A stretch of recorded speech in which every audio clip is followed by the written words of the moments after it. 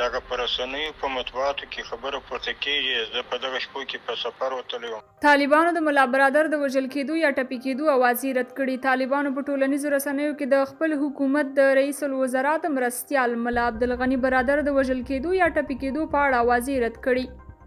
ملا برادر په یو غږیز پیغام کې ویلي دي چې اوس په سفر کې دی. په ټولنیزو رسنیو کې داسې اوازې خپرې شوې چې ګواکې ملا عبدالغني برادر د طالبانو په یوې خپلمنځي نښته کې وژل شوی او یا هم ټپي شوی دی.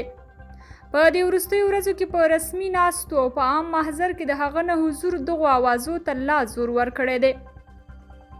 خو د طالبانو د سیاسي دفتر یو ویان محمد نعیم د دوشنبې په ورځ پر ټویټر د یو پیغام په خپرولو سره دغه اوازې رد کړي دي. هغه لیکلي دي هغه اوازې چې د محترم ملا برادر اخوند په اړه په ځینو رسنیو کې کېږي چې ګواکې څه مشکل پیښ شوی هیڅ حقیقت نه لري. نعیم زیاته کړې ده چې دا د دښمن پوچ تبلیغات دي.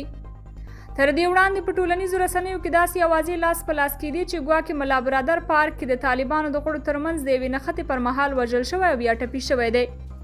محمد نعیم د ملا برادر یو غږیز پیغام هم خپور کړی دی چې هغه پکې دغه اوازې رد کړي دي. هغه پکې ویلي دا کومې رسنۍ چې دي د اکثره دغه وخت بې ځایه تبلیغات او شرمونکي دروغ وایي. د دغه په باب باندې په خپل جرات سره دا خبر ردوم نه کوم چې شته نه کوم مشکل. د یادونې وړ ده چې تر دې مخکې یو شمېر راپورونه ورکړل شوي وو چې ار کې د انس حقاني او ملا برادر ترمنځ جنجال شوی او دواړه زخمیان شوي. درنو کتونکو تاسو د یادې موضوع په اړه څه وایي؟